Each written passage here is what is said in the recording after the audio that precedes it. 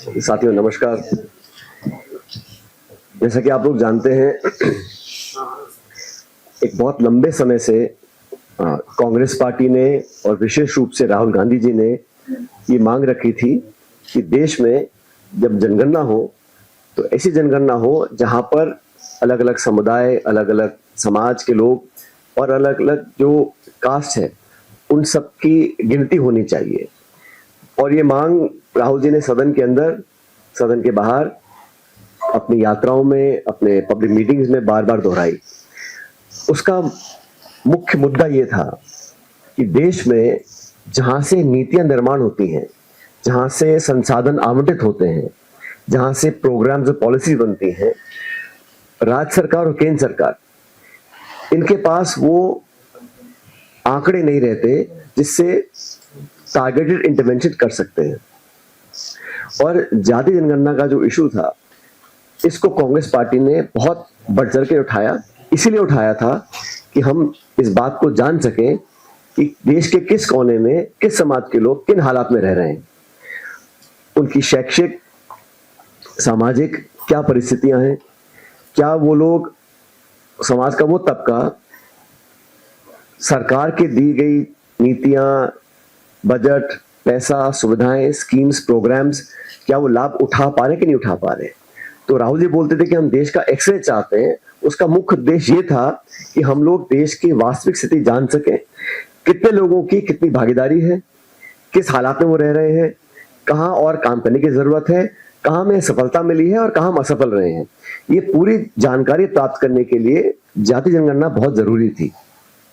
और मैं बात दोहराना चाहता हूं कि भाजपा की सरकार आज केंद्र में है। भारतीय जनता पार्टी ने और वर्तमान प्रधानमंत्री जी ने कई बार कहा कि जाति जनगणना की जो मांग कर रहे हैं वो अर्बन नक्सली है। इस मांग को सिरे से इन्होंने ठुकराया। इस सरकार ने सदन के अंदर जब सवाल पूछा गया तो लिखित जवाब दिया कि हम लोग ऐसा नहीं करना चाहते, ना करना चाहेंगे। तमाम विरोध के बावजूद जब देश में भाजपा और सरकार को लगा कि अब देश जागरूक हो चुका है और हम जो मांग कर रहे हैं वो ऐसी मांग है जिसको आप बहुत दिन तक वो ठुकरा नहीं सकते हैं, तो अचानक सरकार ने जाति जनगणना को स्वीकार किया और हमारी मांग को माना। लेकिन जो नोटिफिकेशन इशू किया है,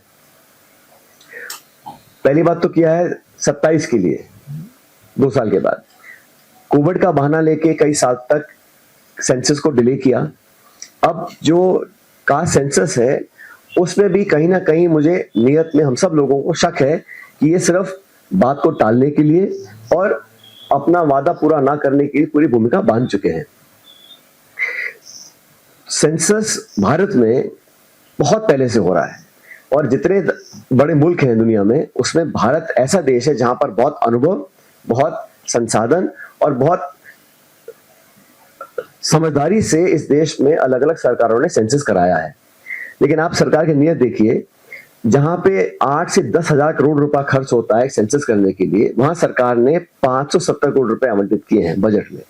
जिस काम को करने के लिए आप धनराशि आवंटित नहीं कर रहे हो, जिस काम को करने के लिए आपने मौखिक रूप से हाँ बोल दिया है लेकिन उसकी शुरुआत आप 27 में करना चाह रहे हैं, और जहां पर आप कास्ट सेंसस के बारे में पब्लिक में बोल रहे हैं कि हम बात को मान लिए हैं, लेकिन जो औपचारिक ऑफिशियल नोटिफिकेशन है, जो सरकार की कार्रवाई है, उसमें से वो सारा लगभग गायब है। तो हमारी मांग ये है कि सरकार ने बेवजह इतने दिन तक इसको टरकाया, और जब कांग्रेस और राहुल जी और पूरी पार्टी ने कहा कि हमको बहुत जरूरी है और देश में एक जागरूकता आ गई थी कि लोग चाहते थे कि पता पड़े कि कौन कैसे रह रहा है। और मैं दोबारा बोलना चाहता हूं, जाति जनगणना का मतलब यह नहीं है कि हम सिर्फ व्यक्ति की कास्ट जानना चाहते हैं। इसका तात्पर्य यह है कि वो लोग, वो समुदाय देश में किन हालात में आज रह रहे हैं। जब तक हमें वो आंकड़े पता नहीं पड़ेंगे कि कौन कितना पढ़ा लिखा है, सरकारी नौकरी कितनी मिली है, कितना कमाई कर रहे हैं, कितना लाभ उनको मिल रहा है, क्या स्कीम सरकार के वहां पहुंच रही है कि नहीं पहुंच रही है, इस विषय में जो सबसे बेहतरीन काम हुआ है वो तेलंगाना सरकार ने किया है।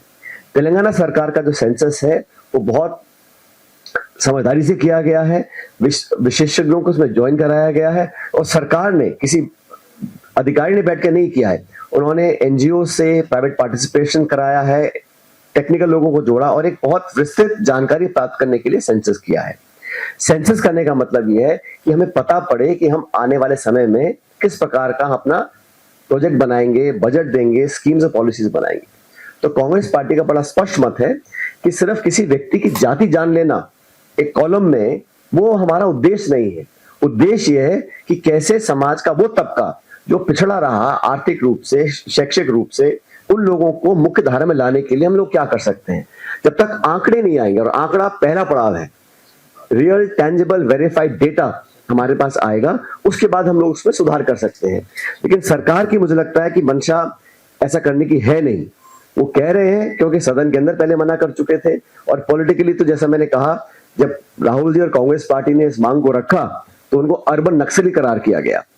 तो अचानक इनका मन बदला क्योंकि देश में अब वो अवेयरनेस आ गई थी कि देश के लोग चाहते थे कि हम जाने, और ये जो लोग बोलते थे ये देश को तोड़ने का काम है, इससे जातिवाद बढ़ जाएगा, ये सरासर गलत है। मैं फिर दोहराना चाहता हूँ, तेलंगाना सरकार ने जो सेंसस किया है उसका जो ऑब्जेक्टिव है वो सिर्फ किसी की जाति पूछना नहीं है, वो किन हालात में रह रहे हैं, उनकी बच्चे क्या पढ़ रहे हैं, क्या वो खाते हैं, कैसे वो रहते हैं, और क्या उनको आगे मदद करने के लिए हम कर सकते हैं। तो मोटा मोटा ये हमारा उद्देश्य है। लेकिन सरकार का जो बजट आवंटन किया है, इंस्टेड ऑफ 10,000 करोड़ 570 करोड़ आवंटित किया है। नोटिफिकेशन में जो कमी आपको मैंने पहले ही बता दी है, और ये जो डिले कर रहे हैं, कोई वजह नहीं है कि इसको आपने आज अनाउंस किया, और ठीक यही काम उन्होंने किया महिला आरक्षण को लेकर भी। इतना लंबी समय सीमा बांध दी है कि वो कब पूरा होगा कोई जानता नहीं है। तो सरकार सिर्फ ध्यान डाइवर्ट करने के लिए, और इस इशू पे, क्योंकि ये इशू पॉलिटिकल इशू बन चुका था और कांग्रेस और हमारे तमाम जो सहयोगी दल हैं इसकी पुरजोर मांग करते थे, तो कोई ना कोई बहाना डालकर आज उन्होंने इसको स्वीकार किया है। लेकिन मुझे नियत में खोट दिखता है, क्योंकि जो उनको करना चाहिए था तत्काल शुरू करना चाहिए था, पर्याप्त बजट आवंटन करना चाहिए था, और जिस सोच के साथ हम लोगों ने इस मांग को रखा था वो यहाँ से बिल्कुल जुदा है। इसमें कहीं कोई ऐसा आंकड़ा नहीं है, ना कोई ऐसी स्पष्टता है कि जिस उद्देश्य के साथ हमने इस मांग को रखा था उसको पूरा करने की हम कोशिश कर सकें। तो मैं दोबारा दोहराना चाहता हूं अंत में कि ये जो सेंसस की जो राजनीति हो रही है, इसको बंद कर सरकार को तुरंत प्रभाव से कार्रवाई करनी चाहिए, और सरकार ने, तो तेलंगाना सरकार ने जो किया है उस मॉडल को अडॉप्ट करें। उसमें सिर्फ सरकार एक सेंसस थोप दे, उससे बेहतर होगा एक प्राइवेट पार्टिसिपेशन हो, एक्सपर्ट्स का, साइंटिस्ट का, एनजीओज का, ताकि कोलैबोरेटिव उसमें जो संज्ञान लेकर हम एक सेंसस नया बना सकते हैं। और जो धनराशि आवंटित करी है 570 करोड़, ये बहुत कम है और इसमें हजारों करोड़ रुपए खर्च होते हैं। तो सरकार को स्पष्ट करना चाहिए कि ये डिले क्यों किया, बजट क्यों कम दिया गया है, और जिस ऑब्जेक्टिव के साथ हम लोग करना चाह रहे थे उसको सरकार कब पूरा करेगी। आपके कोई सवाल है मैं पूछ सकता हूं? Okay, so just summarize, the demand for having a caste census was led by the Congress party, and Mr. Rahul Gandhi in particular has been raising this issue for a number of years now, and we all know that the government of India and the BJP in particular have always said that this is something that is unacceptable. In fact, in a written reply to a parliamentary question, government had said it was not proposing to do any caste census. Because of the forceful demand of the party and Mr. Gandhi, the current government has now yielded and announced a caste census. But the facts and the figures state something totally different. They want to start the census in 2027. The money required for a full census is about 10,000 crores. Government has allocated 574 crores. And the main issue is that when we say we wanted a caste census, the objective was to know exactly in what conditions people of India are living, those who have been deprived, who are not in the mainstream, how much have they got education, how much access do they have to government schemes and policy programs, in what economic conditions are they living, what is their net spending, household incomes. All that is required for us to do better policy formulation. Idea is not just to collect data of an individual's caste or a household's caste. The objective is to know exactly in what conditions these families are living and how we can better curate our policies to substantially help the livelihoods of those people. Unless we have tangible data, no state government and no central government can actually do targeted interventions. And that is what we wanted to do. In that regard, Telangana has done a splendid job. That caste census was done by including members of the private sector, NGOs, experts and scientists in the field, so that you have an expansive collaborative effort where you genuinely make an effort to know the real status of families living and households living in conditions that perhaps we are not aware of. But the government of the day yielded to the pressure of the Congress party and Mr. Gandhi and has done announcements. But if you look at the notification, there is no mention of the kind of survey we wanted to get done. The amount of money that has been allotted is pittance compared to what is required. So I fear that the BJP, initially, if you recall, when the BJP was in opposition, they opposed the Aadhaar cards, they opposed GST, they opposed FDI in retail, they opposed FDI in defense, they opposed GST. But when they came to government, all of those they wanted to implement and take credit for it. Similarly, the caste census was a Congress issue. Mr. Gandhi and everybody else asked for this. They said, they called us urban Naxals. And they were not agreeable to accept this demand. Now, when they sense the mood of the country, they have accepted in principle. But I think there is a lot of confusion and a lot of dissatisfaction in what we had asked for. So I urge the government to come out clear and not keep giving extended deadlines, under allocation of budgets. And again, the idea is to know exactly the status of people living in India. And this is the perfect way for us to do it. Unfortunately, I think the intention of the government is just to buy time, grab headlines, and manage the narrative. Sachin sir, you are saying that there was.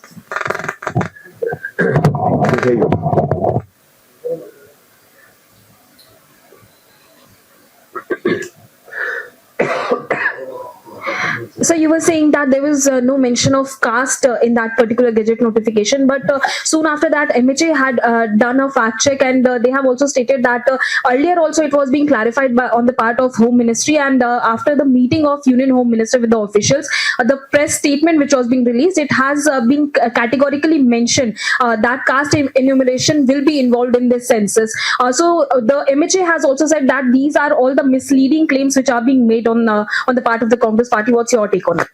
Well, the amount of money allocated in the current financial year is 574 crores. The actual quantum money required is in thousands of crores. Second, like I mentioned to you earlier, the idea that we have been raising is not just to know the caste of an individual. The idea was to have an expansive, detailed survey of the conditions in which people live, access to education, access to jobs, access to government schemes, and economic situation, social conditions. Those are all things that we need to know to do better policy formulation. The objective of the exercise is not just to get the name and the caste of a person. That I don't think has that much value. Real value is that you understand in what conditions they're living, how much successful the schemes have been so far, are the targeted budgets and policies programs reaching the ones that we're intending for. So that's what Mr. Gandhi says, X-ray of the country. That is what we require to be done. And it requires not just government efforts, it requires participation from NGOs, experts in the field, so that you have, like I said, Telangana government has done a very extensive survey. That should be the model adopted by the government of India. That's what we're seeking.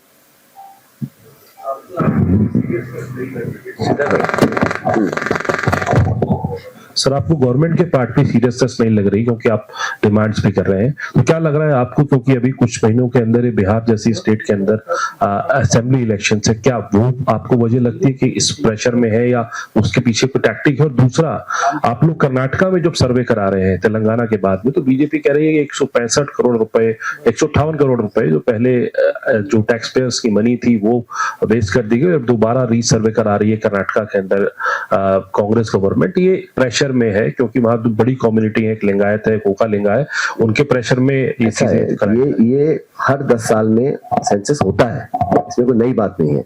लेकिन इस बार क्योंकि हम चाह रहे थे कि इसमें जनगणना व्यापक हो और सबकी जानकारी स्पष्ट रूप से आ जाए और उसमें जाति भी इंक्लूड करी जाए, क्योंकि मुझे लगा, हमको लगता था कांग्रेस पार्टी में कि जब तक हम वो आंकड़े सामने लेकर नहीं आएंगे, और मुझे नहीं लगता कि किसी एक जाति या एक समाज की बात है, ये पूरे देश का सेंसस हो रहा है।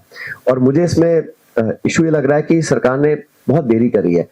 ऐसे लगभग 60 देश हैं, 60, जिन्होंने 21 और 23 के बीच में सेंसस किया है।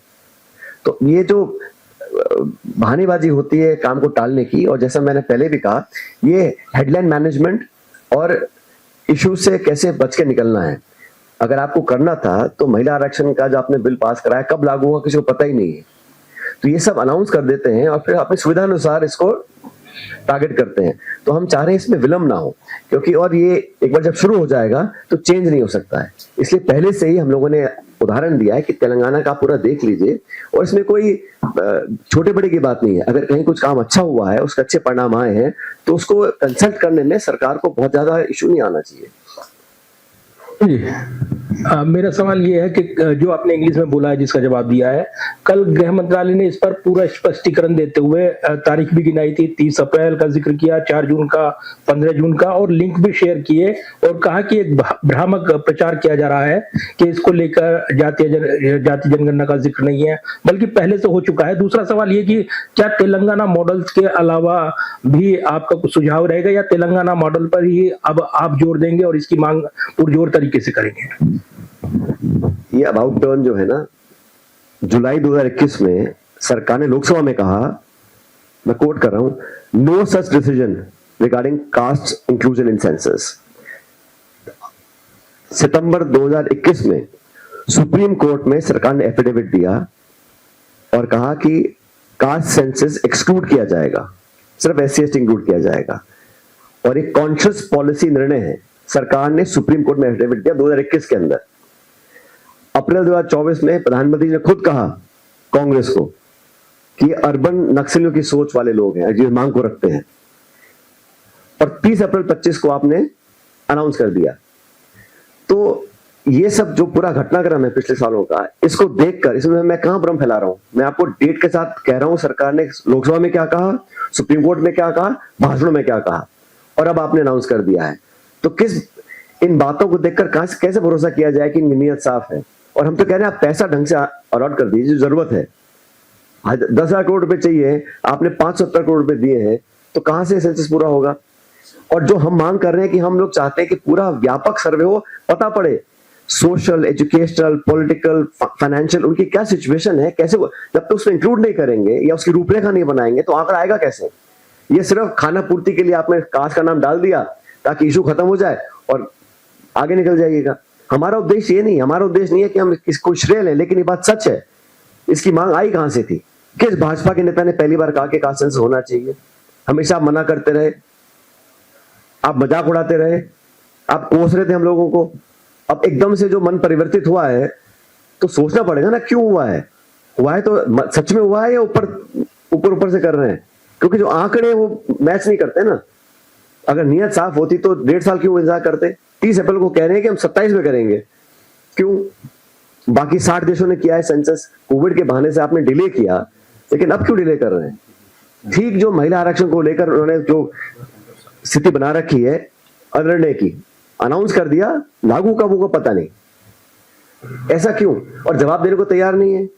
आप RTI लगा लीजिए, जवाब नहीं आएगा। आप लोकसभा में पूछ लीजिए, जवाब नहीं आएगा। हम पूछ रहे हैं तो कह रहे हैं आप भ्रम फैला रहे हैं। इसमें कहां भ्रम फैला है? जो मैंने आज बात रखी है ये कहां भ्रमित करने वाली है? हम सरकार से आग्रह कर रहे हैं कि जो आपने कहा वो कर लीजिएगा, अच्छी तरह कर लीजिएगा। सर मेरा एक सवाल है, क्योंकि अपकमिंग डेज में मॉनसून सेशन भी होने वाला है और प्रीवियस सेशन में आप लोगों ने इस मांग को उठाया, जिसके बाद जो है नोटिफिकेशन जारी की गई है, लेकिन आप लोग पर्टिकुलरली कास्ट सेंसस की बात करें तो अपकमिंग मॉनसून सेशन में क्या कांग्रेस पार्टी इस विषय को संसद के भीतर उठाएगी? हम तो इसको बहुत पहले से उठाते आ रहे हैं, सदन के अंदर भी सदन के बाहर भी। अब क्योंकि सरकार ने हमारी मांग को मान लिया है और जबरदस्त दबाव होगा तभी सरकार मानी है, लेकिन सरकार बहुत जिद्दी है। अगर माना है तो आप समझ लीजिएगा बहुत दबाव होगा तभी माना है, लेकिन माना पूरे मन से आधे मन से ये भी जानकारी हमारे पास नहीं है। हमें लगता है कि कहीं ना कहीं इसमें नियत में कोई भी कमी है, क्योंकि जिस स्पष्टता से जिस तरीके से करना चाहिए था वो किया नहीं है। और निश्चित रूप से हम लोग इस मुद्दे को उठाएंगे पार्लियामेंट के अंदर जब सेशन चालू होगा। सचिन जी, सर लेफ्ट जी। तो अभी आपके पैरेलल बीजेपी दफ्तर में भी एक प्रेस कॉन्फ्रेंस हो रही है और इसी विषय को लेकर के सुधांशु त्रिवेदी ने कांग्रेस पर आरोप लगाया है कि दृष्टि दोष का शिकार है कांग्रेस। और बिहार में जो बीजेपी अलायंस की सरकार है उन्होंने पहले जाति का सर्वे किया, वो उन्होंने कहा है। और साथ ही सवाल ये उठाया है कि काका कालेकर की रिपोर्ट जारी करने का नहीं निर्णय लिया कांग्रेस ने, तो वो आज जाति जनगणना को लेकर सवाल उठा रहे हैं। आप उनको क्या जवाब देंगे? देखिए, वो क्या कह रहे हैं मैं ज्यादा नहीं बोलना चाहता हूं, लेकिन इतिहास गवाह है भारतीय जनता पार्टी जातिगत जनगणना के सख्त खिलाफ थी। इसके लिए कोई प्रमाण नहीं चाहिए। जब स्वयं प्रधानमंत्री कहते हैं कि जातिगत जनगणना मांगने वाले लोग अर्बन नक्सली की सोच रखते हैं, इससे बड़ा क्या प्रमाण चाहिए आपको? और भाजपा ने और केंद्र सरकार ने सालों तक इसका मजाक उड़ाया, इसको एक्सेप्ट करने से मना कर दिया। अब अचानक कांग्रेस और राहुल जी की मांग को आप मान रहे हैं, तो थोड़ा मन में विश्वास तो पैदा होगा ना कि एकदम से आप मान रहे हैं, घोषणा कर रहे हैं, लागू नहीं कर रहे हैं, नोटिफिकेशन हो रहा है लेकिन पैसा नहीं दे रहे हैं। और हमने फिर दोहराना चाहता हूं, ये संकीर्ण सोच लेके कि सिर्फ हम किसी व्यक्ति की जाति जानना चाहते हैं, ऐसा नहीं। उसका पूरा बैकग्राउंड, उसका सामाजिक हालात, उसके आर्थिक हालात, उसके शैक्षिक हालात, जब तक वो नहीं सामने आएंगे तब तक कास्ट जान के आप क्या कर लेंगे? तो ये जो भ्रम फैला रहे हैं कि ये समाज को तोड़ने वाली मांग है, इसमें जातिवाद फैल जाएगा, ऐसा नहीं है। सारे आंकड़े आएंगे तब हम कुछ आगे कर सकते हैं। मेरा सिर्फ इतना कहना है कि भारतीय जनता पार्टी आज क्रेडिट, मैंने आपको उदाहरण दिया ना, आधार का, जीएसटी का, इंडो यूएस न्यूक्लियर डील का, जितने भी हमारे पॉलिसीज थे उनको बहुत विरोध करते थे और सरकार में आने के बाद सहर्ष उसका पूरा श्रेय लिया। और ये भी यही इसमें करना चाह रहे हैं। कोई दिक्कत नहीं, आपने मांग को माना, बहुत धन्यवाद आपका। लेकिन भ्रमित कर सिर्फ खाना पूर्ति कर पूरा करेंगे तो वो सही नहीं होगा। इस पे तथ्यात्मक कार्रवाई करनी चाहिए, आंकड़ों के साथ आगे बढ़ना चाहिए, पर्याप्त बजट देना चाहिए और स्पष्ट करना चाहिए कि जो मांग हमने रखी है एक पूरा विस्तृत सामाजिक सर्वे हो ताकि आंकड़े सामने आए। सिर्फ एक कॉलम में जाति लिख लेने से मैं नहीं समझता हूं कि हमारा जो उद्देश्य पूरा हो सकता है। सचिन जी, क्योंकि बिहार में विधानसभा का चुनाव है, कास्ट सेंसस का मुद्दा कांग्रेस पार्टी ने बड़े जोर शोर से उठाया। आपको लगता है कि क्योंकि सरकार ने ये ऐलान कर दिया है तो ये मुद्दा कहीं ना कहीं छीन लिया कांग्रेस पार्टी से सरकार ने, और क्या महागठबंधन को इसका नुकसान हो सकता है या कैसे आप देखते हैं? ऐसा जनता सब जान रही है, देश का प्रत्येक नागरिक भी जानता है कि इस मांग को किसने उठाया था और किसके दबाव में केंद्र सरकार झुकी है और क्यों इस मांग को मान लिया गया है। तो मैं नहीं समझता हूं इसमें कोई श्रेय लेने का किसी को हो रहा है, क्योंकि सब जान रहे हैं। ऐसा नहीं कि कोई जानता नहीं है। और मैं देखा पिछले कुछ सालों में जो स्टेटमेंट्स भाजपा के नेताओं ने दिए हैं, स्वयं प्रधानमंत्री जी ने दिए हैं, वो साफ दिखलाता है कि इनका क्या मन था। और अचानक जो हृदय परिवर्तन हुआ है वो किन कारणों से हुआ है? वो सिर्फ और सिर्फ कांग्रेस का दबाव, राहुल जी की तमाम यात्राएं, उनके भाषण और उनका संकल्प सदन के अंदर सदन के बाहर कि हम करवाएंगे, उस दबाव में सरकार ने इसको एक्सेप्ट किया है। लेकिन आधे मन से के मैं आप साफ कहना चाहता हूं कि आधे मन से किया है, सिर्फ खाना पूर्ति कर रहे हैं और जिस उद्देश्य के साथ हमने इस मांग को रखा था उसको पूरा नहीं करना चाहते।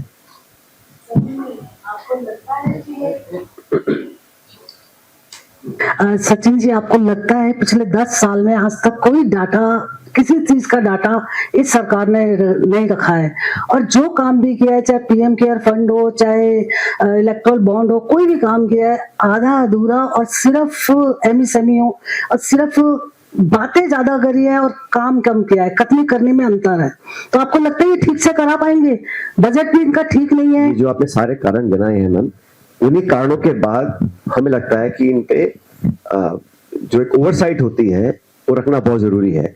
और ये बात सच है कि सरकार ने तमाम जो संस्थाएं हैं, एनएसएसओ है, बाकी संस्थाएं हैं, काफी आंकड़ों में कंजूसी करते हैं और पारदर्शिता से जो आंकड़े सामने आने चाहिए उसमें कहीं ना कहीं विश्वसनीयता जो है वो कम हो रही है।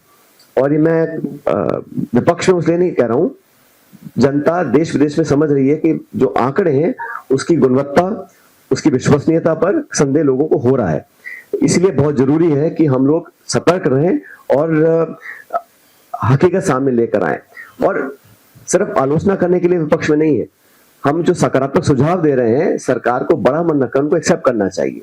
और जैसा मैंने कहा कई बार हमने मांग रखी थी, आप पार्लियामेंट सेशन बुला लीजिएगा, ऑल पार्टी मीटिंग होती है, पीएम उसमें आते नहीं है, सेशन आप बुला नहीं रहे हैं जिस मुद्दे को लेकर हमने कहा था। तो ये और आंकड़ों का जो खेल है पिछले कुछ सालों में जो ट्रांसपेरेंटली होना चाहिए भारत सरकार के माध्यम से वो नहीं हो रहा है। और जब तक आंकड़े सामने नहीं आते हैं आप कोई भी ना तो कंस्ट्रक्टिव क्रिटिसिज्म कर सकते हैं, ना आप पॉलिसी इंटरवेंशन कर सकते हैं, ना आप विश्लेषण कर सकते हैं। तो ये सरकार ने समझ लिया है कि जितने कम आंकड़े दो उतनी कम आलोचना हमारी होगी। हेलो हाँ पायलट साहब, इसमें जब ये ऐलान हुआ उसके बाद सरकारी सूत्रों से पता चल रहा है कि जो नेशनल पॉपुलेशन रजिस्टर है उसको अपडेट नहीं किया जाएगा सेंसस के साथ साथ। और आपको याद है कि एनआरसी को लेके लगातार मोदी सरकार ने वादा भी किया था और एनआरसी लाने की बात हुई थी जिसको लेके काफी विवाद खड़ा हुआ था। तो एनपीआर को अपडेट ना करना, क्या आपको लगता है कि एक एग्जिट रूट सरकार एनआरसी से तलाश रही है, क्योंकि काफी विवाद खड़ा हुआ था, मुसलमानों को टारगेट करने की बात हुई थी? मौसमी, जब तक ये बात अधिकृत रूप से सामने नहीं आती मैं कुछ कहना नहीं चाहता हूँ, क्योंकि सूत्र क्या कह रहे हैं मुझे पता नहीं। लेकिन सरकार ने जो नोटिफिकेशन इशू किया है उस पर हम चर्चा कर सकते हैं, सरकार ने जो लिखित जवाब पार्लियामेंट में दिया है उस पर चर्चा कर सकते हैं। लेकिन सरकार क्या खबरें लीक कर रही है क्या नहीं कर रही है इस पर मैं टिप्पणी नहीं करना चाहता हूँ। लेकिन ये बात सच है कि सरकार को जितनी भी संस्थाएं हैं, जितने भी हमारे स्टैटिस्टिकल ऑर्गेनाइजेशंस हैं, गृह मंत्रालय का है, एनएसएसओ है, एनपीआर है, इस सब में पूरी तरह पारदर्शिता रखनी चाहिए, क्योंकि ये सब किसी एक दल किसी एक सरकार की संपत्ति नहीं है, पूरे देश की संपत्ति है। और हर नागरिक और देश के लोगों को अधिकार है हकीकत जानने का, आंकड़े समझने का।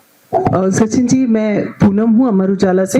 मैं पूछना चाहती हूँ कि आप एक बड़ा विपक्षी दल हैं, मुद्दा भी उठा रहे हैं, तो क्या ये उम्मीद की जानी चाहिए कि निकट भविष्य में कांग्रेस जो रजिस्ट्रार जनरल सेंसस हैं उनके पास बाकायदा ज्ञापन लेकर जाएंगे अपनी बात रखने के लिए? क्योंकि जिस तरह से धन की कमी, ये सब अहम मुद्दे हैं।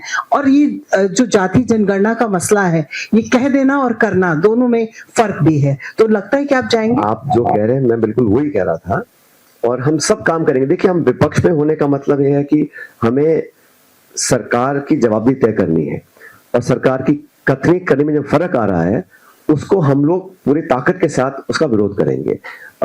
लेकिन सरकार का जो रवैया रहा है अब तक आपने देखा होगा, वो बहुत सहज नहीं रहा और बहुत अड़ियल रवैये से सरकार काम करती है, हर जगह हमने देखा है। लेकिन हम लोग भी जनता के साथ रहकर, क्योंकि इस लोकतंत्र में सबसे बड़ा दबाव अगर होता है तो पब्लिक का होता है, जनता का होता है, तो सारी बातें लेके पब्लिक के बीच में जाएंगे और जो इश्यूज हैं वो जनता के दबाव के माध्यम से हम सरकार को हर हाल मजबूर करेंगे कि हमारी बातों को माने। और जो हमारे विकल्प हैं, जैसा भी कहा, सदन के अंदर लोगों से बात करना, उन तमाम रास्तों को हम खुला रखेंगे। जी, इससे अलग एक